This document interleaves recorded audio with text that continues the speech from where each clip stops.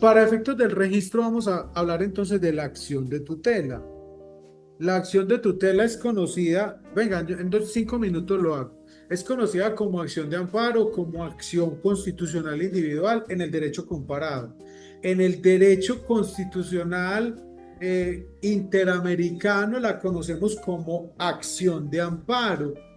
En el derecho constitucional colombiano la conocemos como acción de tutela, proviene del artículo 86 de la Constitución Política, que tiene unas características indispensables, importantes. Una de esas es que la puede presentar cualquier persona y cualquier persona es por sí mismo, por interpuesto de otra persona.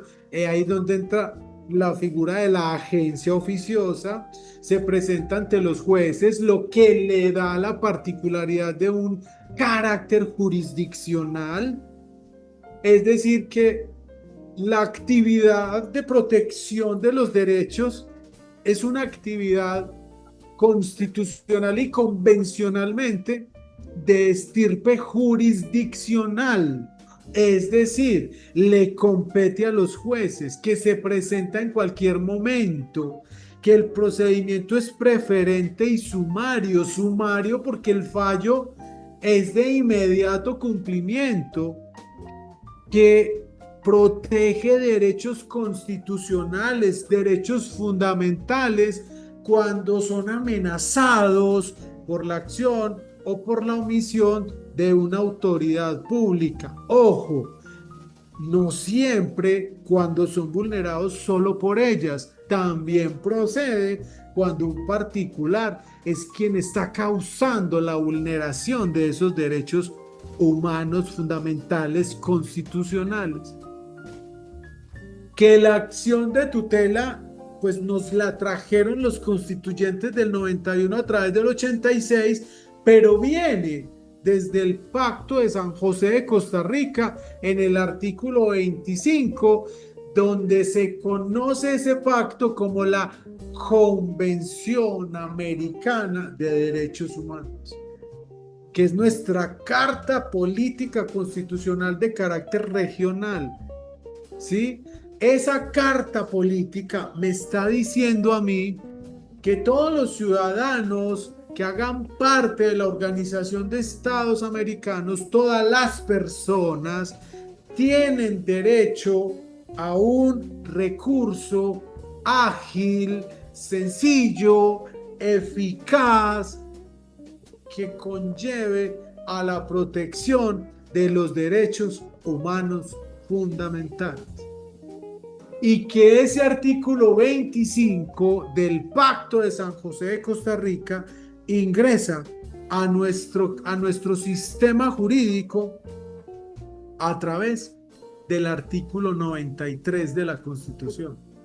Y ese artículo 93 me está señalando categóricamente que los tratados y convenios ratificados por el Congreso, que reconocen los derechos humanos, la acción de amparo, ese recurso sencillo, eficaz, inmediato, es, está reconociendo es un derecho humano fundamental en el 25, ese derecho humano fundamental que fuere ratificado por ley del 69, del 72, hace parte del bloque de constitucionalidad, y que se prohíbe incluso su limitación en los estados de excepción, prevalecen en el orden interno. ¿Qué quiere decir esto? Que las normas internacionales suscritas en tratados internacionales de derechos humanos hacen parte del bloque de constitucionalidad, y por eso es que el artículo 25 de la Constitución Política de Colombia nosotros lo traemos a colación para fundamentar la necesidad de protección de una acción de tutela, de una acción de tutela. Esa sentencia la busco ahorita y se las mando, listo. Pero resulta que Me preguntaban ahora, profe, eso es como el derecho comparado. Entonces conviene precisar y decir que no, porque el bloque de constitucionalidad ha de entenderse en dos perspectivas. Por un lado, el bloque de constitucionalidad, ojo, para los no abogados, bloque de constitucionalidad es, tenemos la Constitución, pero además de la Constitución hay tratados internacionales de derechos humanos que cuando han sido ratificados por el Congreso de la República, pues simplemente entran al ordenamiento jurídico interno nuestro y se convierten en criterios de interpretación y de entendimiento del derecho. Por eso dice que prevalecen, pero ese prevalecen no es porque está encima de la Constitución, prevalecen es porque deben armonizarse con la Constitución, deben armonizarse con todo el orden jurídico. Listo, no es que sea mayor o menor, no lo es. Y ese entendimiento del bloque de constitucionalidad, que para los no abogados es la obligatoriedad de los tratados internacionales en nuestro sistema jurídico, eso es lo que significa el bloque de constitucionalidad, como los tratados internacionales son obligatorios para nosotros. ¿Por qué? Por el bloque de constitucionalidad. Dicho de otro modo, tenemos la Constitución. Supóngase que esto es un tratado. Tratado 1. Tratado 2. ¿Qué quiere decir bloque de constitucionalidad? Que este tratado 1 y 2, si son de derechos humanos, forman un bloque. ¿Qué bloque? De constitucionalidad. ¿Por qué? Porque aquí hay derechos humanos y aquí también. Estos se juntan y se llama bloque de constitucionalidad. Si estos no están ratificados por Colombia, pues simplemente no hacen parte del bloque de constitucionalidad, seguirán siendo meros tratados. Eso es lo que quiere decir el bloque de constitucionalidad. Ese bloque de constitucionalidad lo vamos a entender en dos perspectivas y por eso es que a veces los jueces se hacen los de las gafas, porque no sabemos plantear esta retórica jurídica y narrativa jurídica necesaria. El bloque de constitucionalidad lo vamos a entender en sentido estricto y en sentido amplio. ¿Qué quiere decir uno y otro? Quiere decir, mis apreciados colegas, compañeros de tertulia, que en el bloque de constitucionalidad en sentido amplio vamos a tener en cuenta que el tratado, en este caso la Convención Americana de Derechos Humanos, y esto gracias a qué, a la Convención de Ginebra, a la Convención de Viena, que me habla de el derecho de los tratados, donde dice que todos los tratados son de obligatorio cumplimiento. Entonces, ¿qué decía? Mueva su pizarra, mijo. Mueva su pizarra, listo. Muévala, que yo sí la estoy viendo en dos computadores. En dos. Entonces, compañeros, bloque de constitucionalidad en sentido estricto. Ojo que esto es clave para entender el mundo de la tutela. Ahora bien, si el tratado es el que hace parte del bloque de constitucionalidad y hablamos de bloque de constitucionalidad en sentido estricto, ¿qué será bloque de constitucionalidad en sentido amplio? El bloque en sentido amplio es que hay instrumentos que no son tratados, pero que provienen de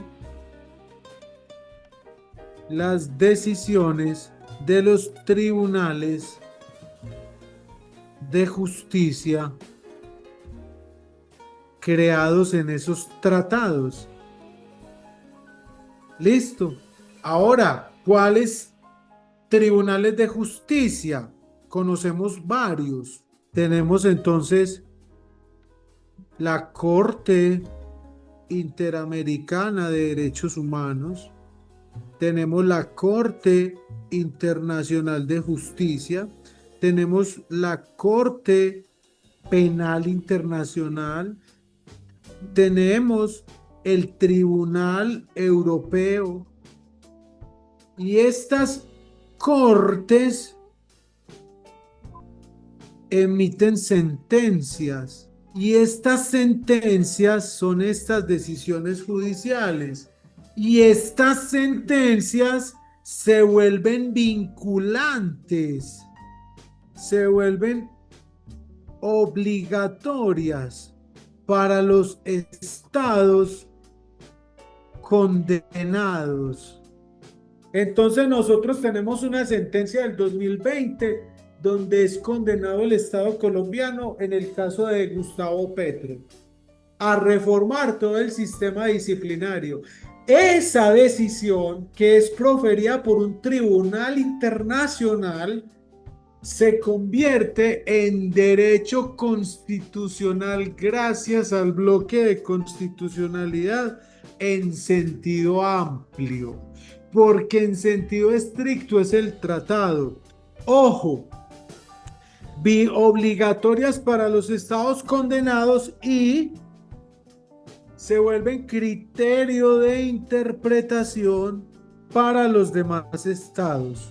Por eso es que nosotros podemos citar sentencias de Bolivia, sentencias de Perú, sentencias de México, sentencias de Venezuela. Aunque no hayan sido en contra de nosotros como Estado, esas sentencias son criterio hermenéutico. ¿Listo? Pero si la sentencia es Colombia versus Mapiripán, Colombia versus La Rochela, Colombia versus Jesús María Valle, Colombia versus Mompox, Colombia versus El Aro, Colombia versus Santa Rita de Ituango.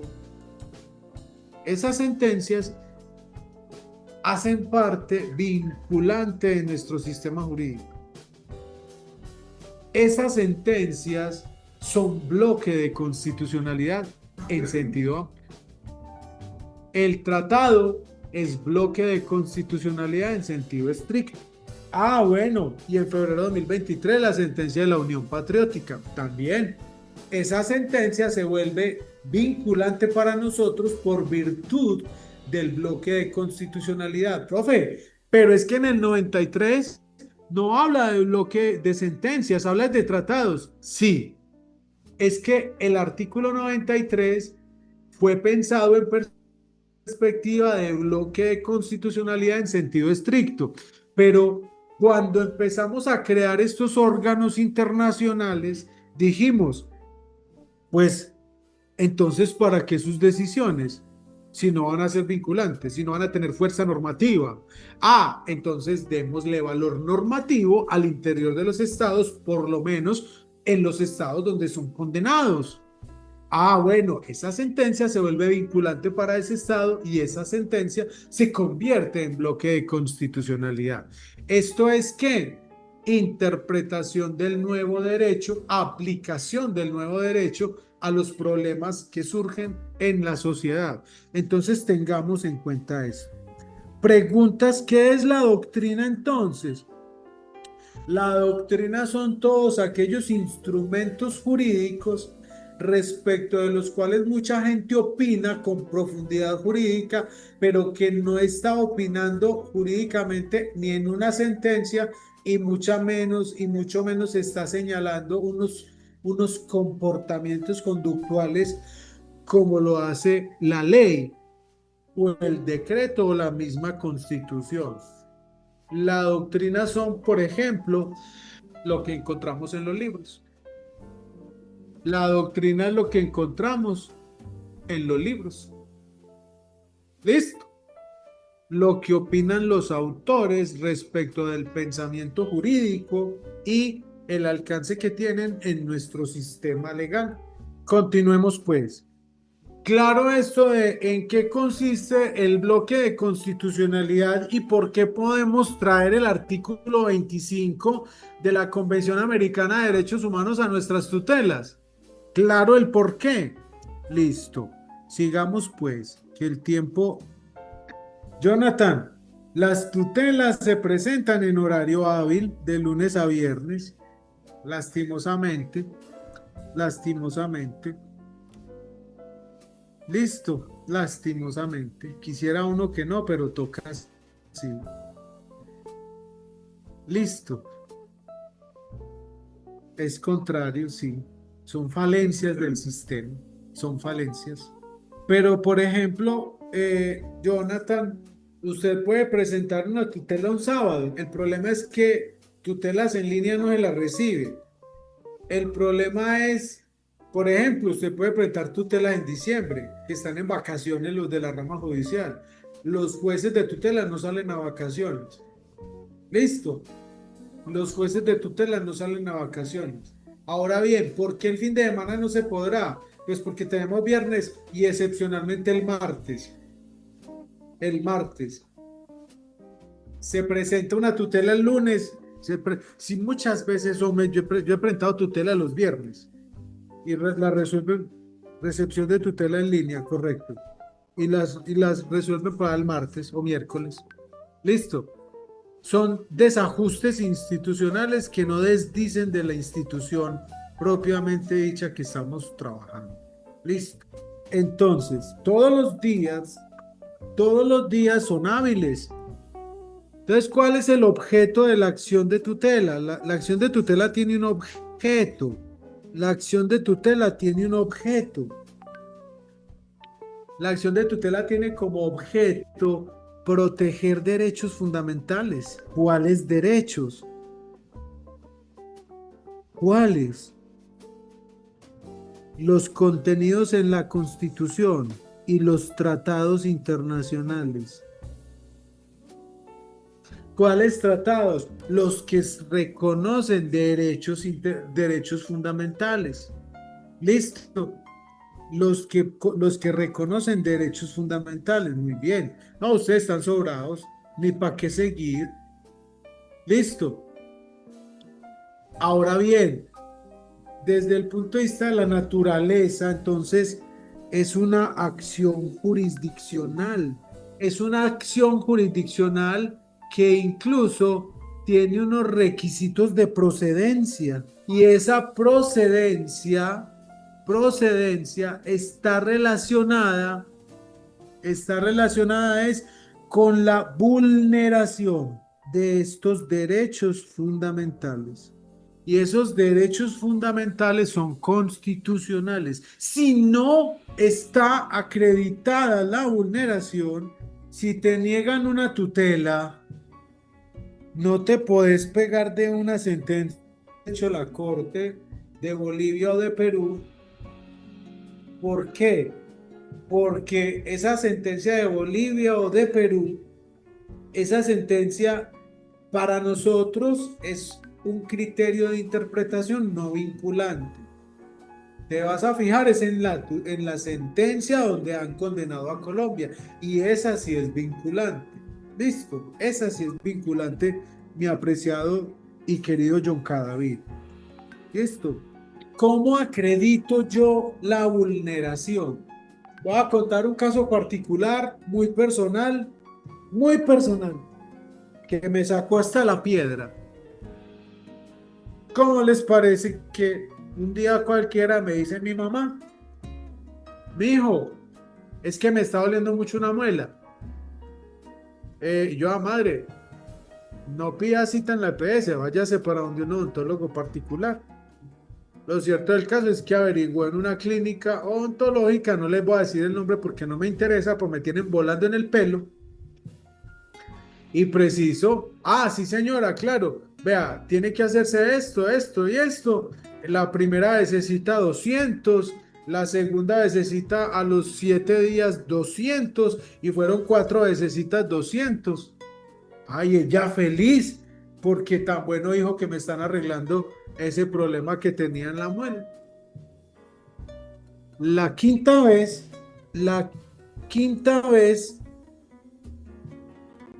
llegó, ay señora Regina, se llama Regina Lopera, Regina de los Dolores Lopera Villa, mi mamá. Ay, doña Regina de los Dolores. De los Dolores no es por la muela, de los Dolores es su nombre de pila. es que usted resulta que nos va a tocar hacer una radiografía. Y resulta que le hicieron la radiografía y otros 100. Y en la radiografía, cuando fue a que le leyeran los resultados, le dijeron, nos toca volver a hacer todo lo que le habíamos hecho. Y yo, estos hijuemamas, yo le dije a mi mamá de una manera muy jocosa, madrecita, yo siento que a usted en esa muela le encontraron una mina de oro. Le encontraron una mina de oro. ¿Cómo así, mijo? Claro, madre. Con esa muela ya le han sacado 1.000.000. Este a mí me dejó muy berraco. Coincidió que la semana pasada una de mis clientes, el novio o el esposo, tiene una clínica odontológica y me dio por preguntar. Ah, sí, profe, tráemela a consulta. Hoy la llevé. Palabras más, palabras menos. Hombre, profe, me llama mucho la atención que después de 5 citas le hayan ordenado una panorámica y una radiografía porque uno la manda al principio para poder saber qué es lo que hay que hacer. Y yo dicho y hecho. Deme 30 citas, dijo este Camilo Cifuentes. Yo afán no tengo, ese médico afán no tiene. Salíamos del consultorio y le dije a mi mamá, madre, nos han sabido sacar platica de tu boca. Esa platica se perdió. A ella le vulneraron un derecho. Yo no me voy a poner a pelear con la clínica, pues porque yo necesito es que mi mamá esté bien de los dientecitos. Iniciamos el tratamiento con el otro médico y lo primero que dijo fue, necesito una tomografía. Óigase bien, tomografía, porque según lo que veo que le hicieron, la señora puede tener un problema sistémico. Yo, bendito sea Dios, qué bueno que nos hubieran dicho eso hace mes y medio y seguramente no le hubiera avanzado algo. ¿Qué pasa si eso ocurre? Bueno, yo puedo presentar una acción de tutela, por supuesto, porque se le han vulnerado los derechos a una persona de la tercera edad. Es más, se le ha mentido en un procedimiento. Ahora, digamos que lo hizo el hospital público, digamos que lo hizo la EPS. Vamos a presentar una tutela para que el juez de tutela ordene el tratamiento que corresponde a costa de esos sinvergüenzas que le sacaron plata de la boca a mi mamá. Bueno, pues a mí. Es que importa, para la mamá lo que sea. Pero, ¿le vulneraron los derechos? Claro, ahí hay un caso. Por supuesto que sí. Es que presenté un derecho de petición y pasaron 15 días. ¿Qué presento? Insistencia. ¿Qué presento? Recurso de reposición. ¿Qué presento? ¿Qué derecho fue vulnerado en el caso de mi mamá? Pues dígame usted, Rodri, derecho a la salud, a la integridad física, al trato digno, a la vida digna. Claro, poner a una señora de 60 y pico de años a voltear para arriba y para abajo, lo que implica para ellos ya moverse o en transporte público o en transporte particular, todo lo trato digno. Además de que tiene una condición de vulnerabilidad. ¿Cuál? ¿Cuál es la condición de vulnerabilidad? ¿Cuál? Adulto mayor. Adulto mayor. Tercera edad. Ya. La pusieron a voltear. La pusieron a pobrecita mi mamá. Pobrecita mi mamá. Por mira, enganchame con esos hijos de mamás allá. Mejor me la llevo para otro lado, donde yo pueda tener el control. Claro, sujeto de protección constitucional. Fíjense que no es tan complejo. Fíjense que no es tan complejo. ¿Listo? Muy bien. Entonces la tutela para nosotros resulta en una protección de una vulneración que se hace contra un derecho fundamental. Fundamental. Y ojo, también protege derechos conexos. ¿Listo? También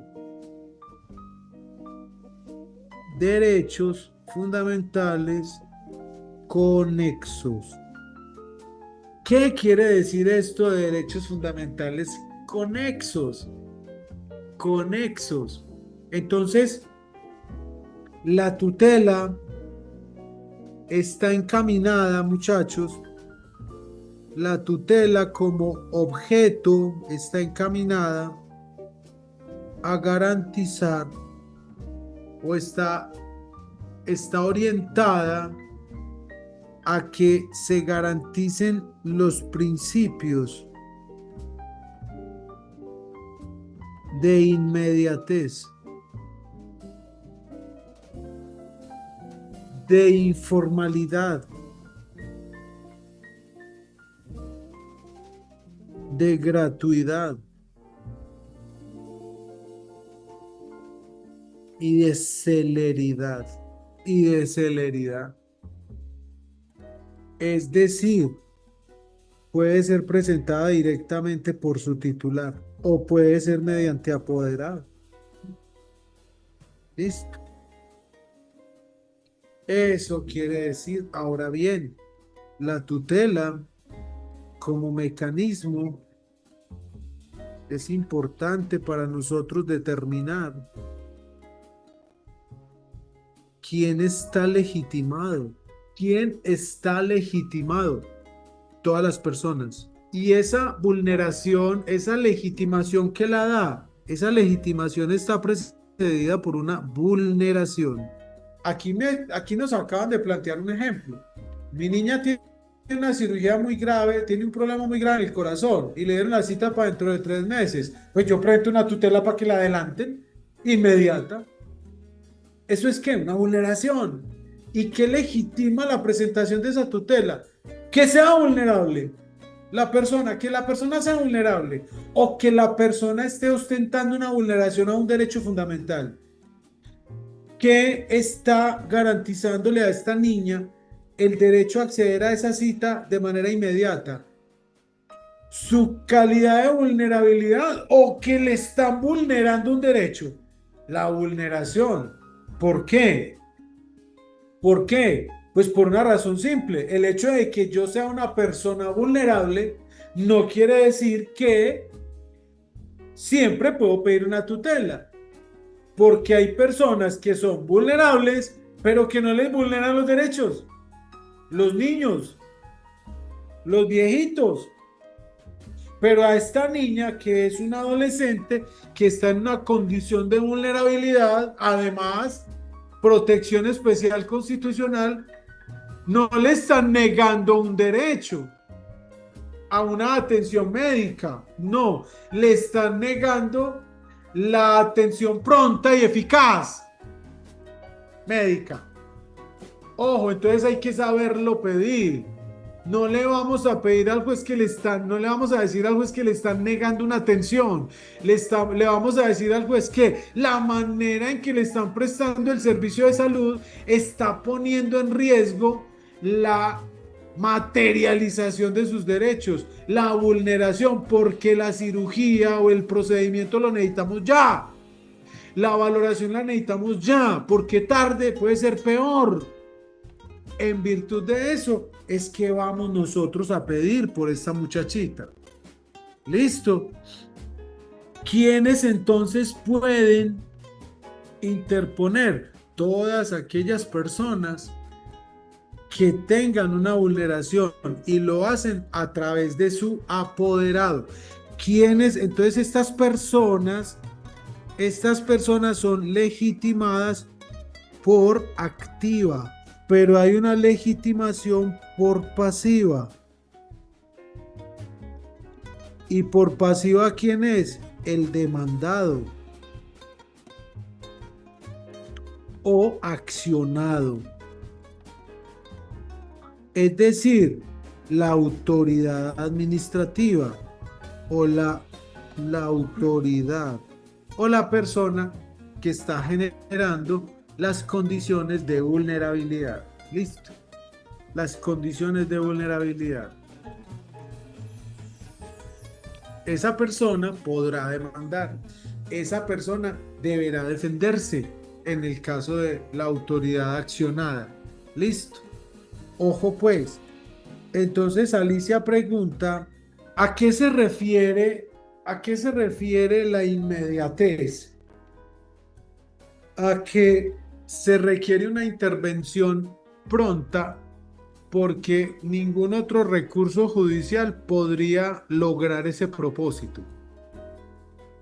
A eso se refiere la inmediatez. La inmediatez es, yo tengo que tomar esta decisión ya porque no puedo esperar a que otra autoridad lo tome. Inmediatez. Y la inmediatez está precedida ¿por qué? Por la vulneración. La vulneración. La inmediatez está precedida por la vulneración. Ahora bien, es una señora que llegó, se puso senos en una cirugía estética y se le infectó la cirugía y llegó por urgencias y no la van a atender que porque eso era un tratamiento estético. No, no, venga, espere. La discusión del tratamiento estético la hacemos después. Hoy está comprometida su vida. Esa señora requiere una atención inmediata. Eso se llama inmediatez. Y la inmediatez de la tutela está regida ¿por qué? Por la naturaleza de la vulneración y el derecho comprometido. Eso es inmediatez. Ese derecho no se pudiera proteger de otra manera, aunque existan otros recursos judiciales. No podría esperarse a que ese recurso se pueda poner por obra. Inmediatez es inmediato.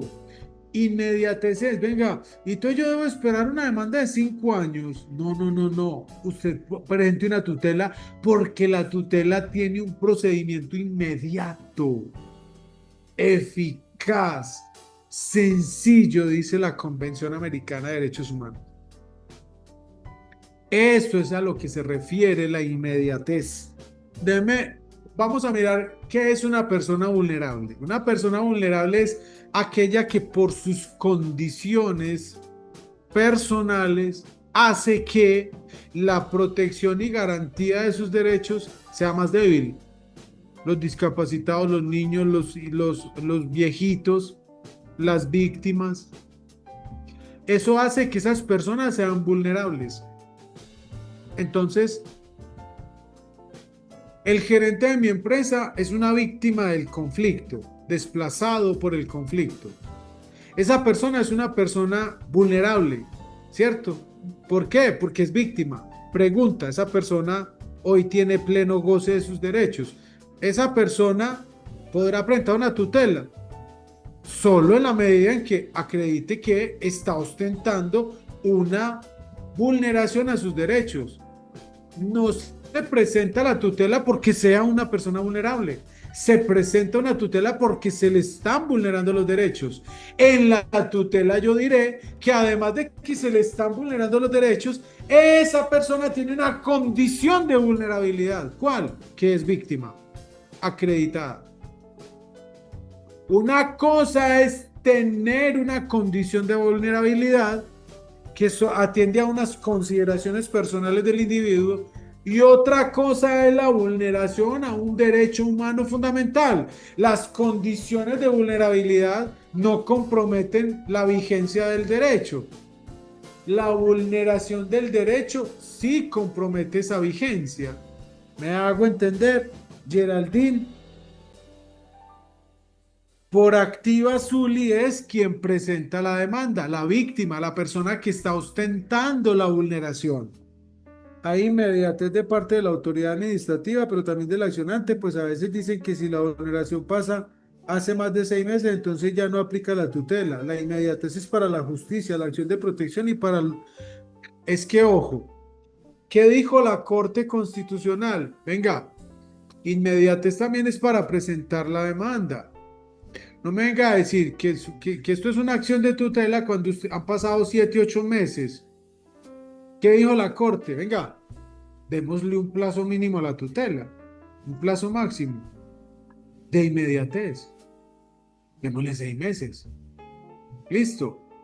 Y eso aquí atiende a unos criterios de ponderación, de razonabilidad. Pero yo soy del criterio de que la vulneración no admite espera. La vulneración es ya.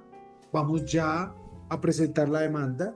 Los congelamientos de las cuentas de ahorro personal vulnera el derecho al mínimo vital, profe. Sí, seguramente, si es la única fuente de ingresos, claro que sí. Y si le están depositando allá la platica, seguro que sí. ¿Qué hacer si el juez, pese a conocer la condición de vulnerabilidad y la vulneración a los derechos y se convierte en exigente, formal y riguroso, es decir, le exige el principio de subsidiariedad? Entonces, este proceso inmediato de la tutela, como que pese a ser inmediato, pues no lo acepta porque existe otro camino. ¿Por qué pasa eso, Alicia? Porque nosotros cuando estamos en sede de tutela nos dedicamos a hacer argumentaciones legales. Nosotros en sede de tutela lo que tenemos que hacer es argumentación constitucional. Es que mire, señor juez, a esta persona que es víctima del conflicto le están vulnerando el derecho a ser oído, le están vulnerando el derecho de contradicción, por tanto, no le permitieron aportar unas pruebas, por tanto, no le permitieron declarar en su versión libre a la que tenía derecho, que dispuso declarar. Esto, esto que hicieron con él viola el artículo 29 de la Constitución, viola el artículo 4 por esto, por esto, por esto, viola el artículo 6 por esto, por esto, por esto. Por tanto, al violarse en derechos fundamentales, habrá lugar a una protección judicial inmediata, expresa, pronta y efectiva, y es la acción de tutela. Pero es que usted podría presentar una demanda de nulidad y restablecimiento del derecho. Sí, pero está en riesgo la vida de esa persona, está en riesgo la libertad, está en riesgo el debido proceso, a que se siga continuando la vulneración. Por eso acudo donde usted, porque el otro recurso judicial del que dispone probablemente le va a servir, pero cuando salga la sentencia va a ser inocua, porque ya no hay nada que proteger, porque ya el riesgo se materializó. ¿Qué estoy haciendo yo? Argumentación constitucional. Pero he visto tutelas, cuando era con juez me tocó ver tutelas. Es que la ley tal dice esto, es que la ley tal dice esto, es que la ley tal dice esto, el decreto tal dice esto y el decreto tal dice esto. Por eso el señor juez tiene que tutelar los derechos humanos fundamentales. ¿Cómo así? ¿Me estabas hablando de derecho sustancial legal? Listo, vaya, pídalo ante el juez competente, porque el juez de tutela es para asuntos eminentemente constitucionales. La discusión que le debo presentar al juez de tutela es de qué índole. Constitucional. Constitucional. Los pueblos étnicos tienen protección constitucional y hay que pedirlo desde el artículo 7 de la Constitución. Y hay que pedirlo desde, es que son personas vulnerables y esas personas vulnerables hay que verlos con enfoque diferencial y el enfoque diferencial es una garantía pro homine y el enfoque diferencial viene desde la misma Convención Americana de Derechos Humanos y de las diferentes sentencias de la Corte Interamericana de Derechos Humanos que ha fallado incluso en contra de Colombia cuando no se juzga con enfoque diferencial, que el enfoque diferencial hace parte de la ley estatutaria y que las leyes estatutarias hacen parte del bloque de constitucionalidad. Por tanto, ven, la diferencia a decir es que él, de acuerdo a la ley 377, es una persona en situación de discapacidad. Ah, sí, pero ¿y qué? Va a decir el juez. Dígame por qué ese discapacitado con ese derecho que le están cercenando se está afectando la Constitución. Ese es el quiz del asunto. ¿Cómo? en el caso concreto se está afectando la Constitución.